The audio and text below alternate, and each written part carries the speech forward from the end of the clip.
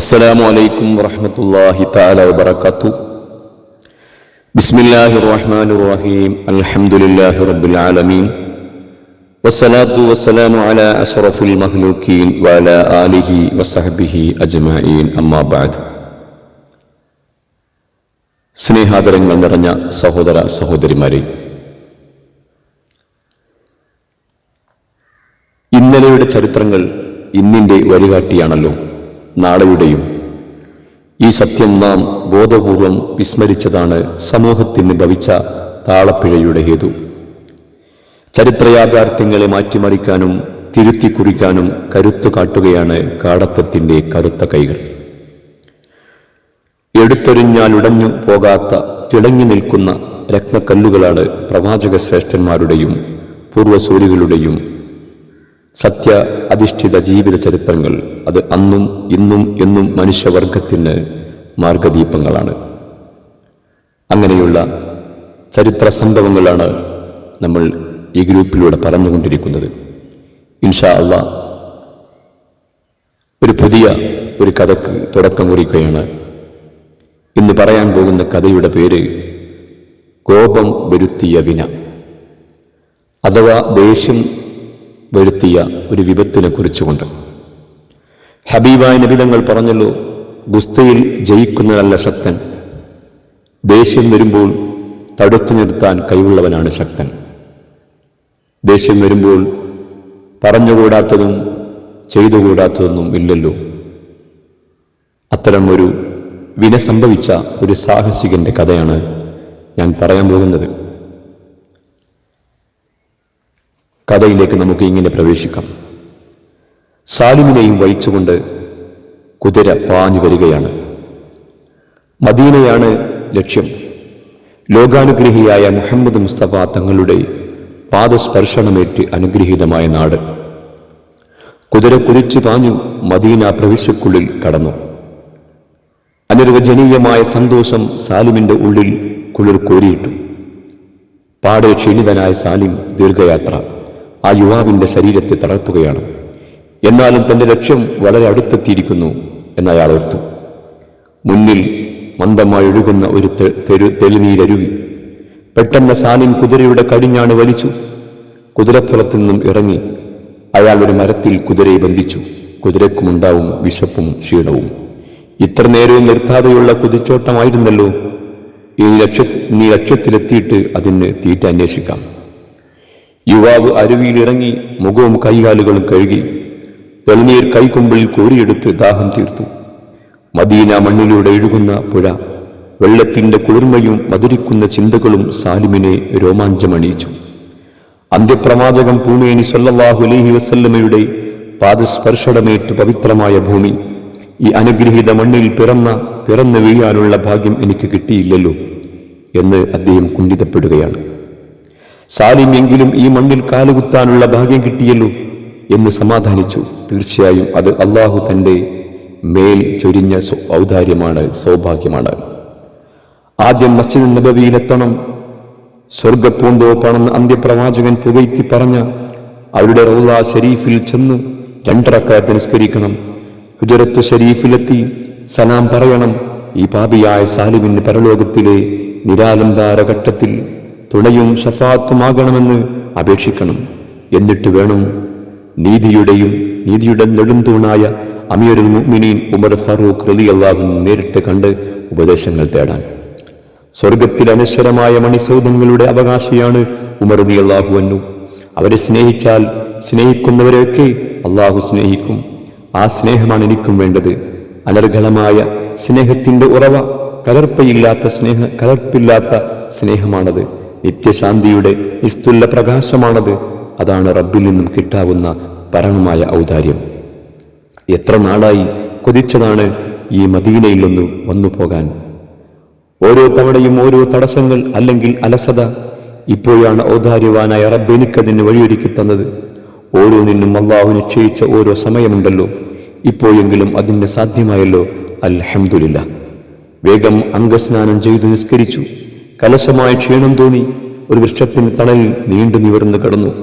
അല്പമൊന്ന് വിശ്രമിച്ചിട്ട് മതി ഇനി യാത്ര. ഏതായാലും മദീനയിലെത്തിയല്ലോ, ഇനി മസ്ജിദുൻ നബവിയിലെത്താൻ അധിക നേരമൊന്നും യാത്ര ചെയ്യേണ്ടി വരില്ല. കുളിർത്തന്നലിന്റെ കുഞ്ഞടകൾ സാലിമിനെ തലോടി. മദീനയിലെ മന്ദനിലാനു മനമയക്കുന്ന സൗന്ദര്യമുണ്ട്. ഓരോ നോർത്തോർത്ത് കിടക്കെ അദ്ദേഹം ഒന്ന് ഉറങ്ങിപ്പോയി. അസർ നിസ്കാരത്തിന്റെ ബാങ്കുലി കേട്ടാണ് സാലിം ഞെട്ടി ഉണർന്നത്. എവിടെ നിന്നോ ഒഴുകി വന്ന ബാങ്കുലി. പള്ളി അടുത്തുണ്ടോ എന്നൊന്നും സാലിമിനറിയില്ല. വേഗം വുളു ഉണ്ടാക്കി നിസ്കരിച്ചു. നേരം വളരെ കടന്നുപോയിരിക്കുന്നു. വേഗം മദീന പള്ളിയിലെത്തണം. വേഗം കുതിരയെ കെട്ടിയ മരച്ചുവട്ടിലേക്ക് അദ്ദേഹം നടന്നു. വെള്ളിയിടി വെട്ടിയ പോലെ സാലിം നടുങ്ങി.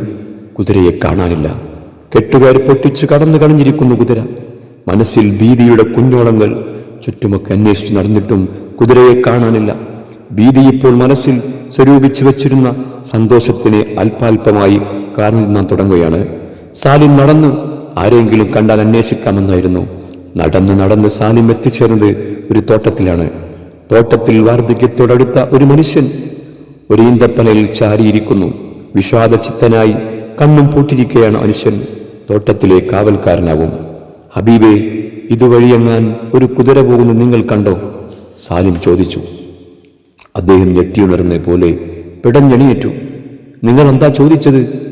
ഇതുവഴി എങ്ങാനും ഒരു കുതിര പോയത് കണ്ടോ? ആ മനുഷ്യൻ ആ ചെറുപ്പക്കാരന്റെ മുഖത്ത് തന്നെ നിന്യമായി നോക്കി. ഒരക്ഷരം അദ്ദേഹം സംസാരിച്ചില്ല. ഞാൻ ചോദിച്ചത് കേട്ടില്ല ഹബീബേ, നിങ്ങൾ എവിടുന്ന? ഞാനൊരു വിദേശിയാണ്. എന്താ മോന്റെ പേര്? എന്റെ പേര് സാലിം. സമയം കടന്നു പോകുന്നു. സാലിം നിന്ന് വീർപ്പുമുട്ടുകയാണ്. നിങ്ങൾ എന്തെങ്കിലും ഒന്ന് പറയൂ ഹബീബേ. കുതിരയെ കണ്ടോ? കുതിര നിങ്ങളുടേതാണോ? എനിക്ക് രാത്രിയാവും മുമ്പേ മദീന പള്ളിയിലെത്തണം. വഴിയും നിശ്ചയമില്ല.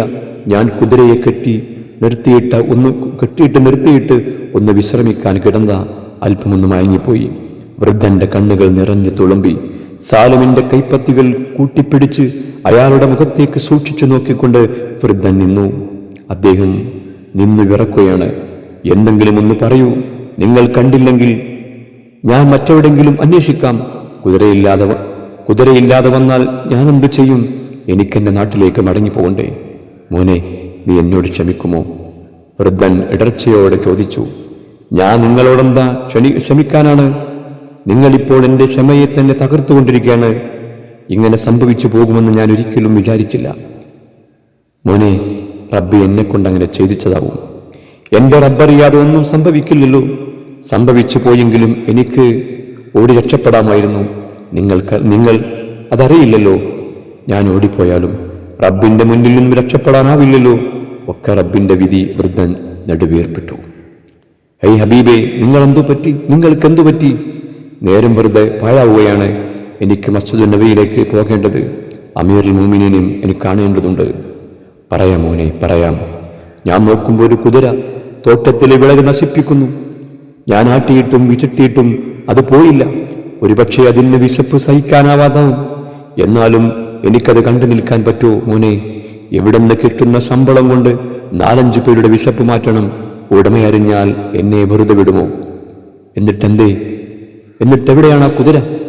ഞാനൊരു ചെറിയ മരക്കഷ്ണമെടുത്ത് ഒരടി കൊടുത്തു. ഒന്നേ അടിച്ചുള്ളൂ. എന്നാൽ എന്നോട് ക്ഷമിക്കണം ചെറുപ്പക്കാരാ. അതൊക്കെ ഞാൻ ക്ഷമിക്കാം. എൻ്റെ കുതിര എവിടെ എന്ന് വേഗം പറയൂ. ആ സമയത്ത് അദ്ദേഹം പറഞ്ഞു, താങ്കളുടെ കുതിര ആ അടി കാരണമായി ചത്തുപോയി. എന്ത്? നിങ്ങൾ എൻ്റെ കുതിരയെ കൊന്നെന്നോ? സാലിം കെടുങ്ങിപ്പോയി. എല്ലാം നഷ്ടമായി എന്ന തോന്നൽ. പിന്നെ ഒന്നും ഓർത്തില്ല. കൈ നിവർത്തി ആ മനുഷ്യനെ ഒന്നങ്ങ് വെച്ചു കൊടുത്തു. മോനെ എന്നൊരു വിളിയോടുകൂടെ, ഒരു ഞെരുക്കത്തോടുകൂടെ ആ വൃദ്ധൻ നിലം പതിച്ചു. വീഴ്ചയോടെ ഒന്ന് പിടഞ്ഞു. ആ പിടലിനിടയിൽ ആ വൃദ്ധൻ പറഞ്ഞു, ലാ ഇലാഹ ഇല്ലല്ലാഹ്. കാലുകൾ വലിച്ചു നിവർത്തി വൃദ്ധൻ നിശ്ചലമായി. ഞെട്ടിയുണർന്ന പോലെ സാലിം കണ്ണുമീച്ചു നിന്നു. മുന്നിൽ ചലനമറ്റു കിടക്കുകയാണ് വൃദ്ധൻ.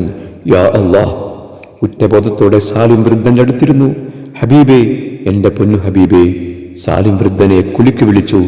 അസ്റായീൽ അലൈഹിസ്സലാം വൃദ്ധന്റെ റൂഹും പേടി പോയി കളഞ്ഞുവെന്ന് സത്യം സാലിം മനസ്സിലാക്കി.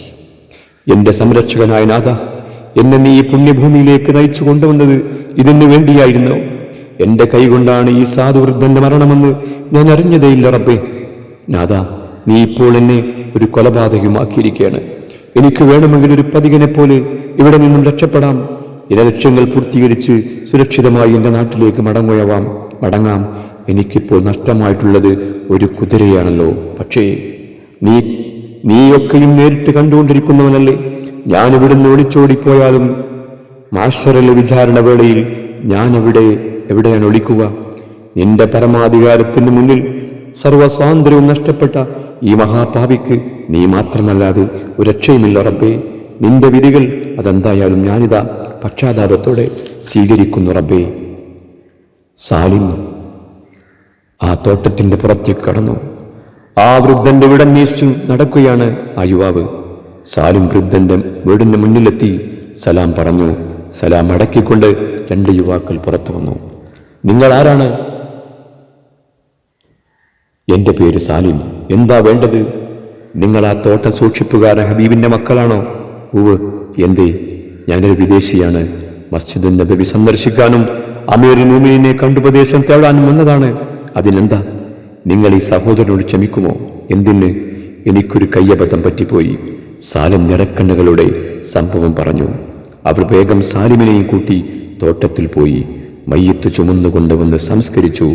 എന്നോട് ക്ഷമിക്കുമോ സഹോദരന്മാരെ എന്ന് സാലിം വീണ്ടും അവരോട് ചോദിച്ചപ്പോൾ ആ മക്കളെ മറുപടി എന്തായിരിക്കും? ഇൻഷാ അല്ലാഹ് അടുത്ത ഭാഗത്തോട് നമുക്ക് പറയാം. അല്ലാഹു തൗഫീഖ് നൽകട്ടെ. ആമീൻ യാ റബ്ബൽ ആലമീൻ.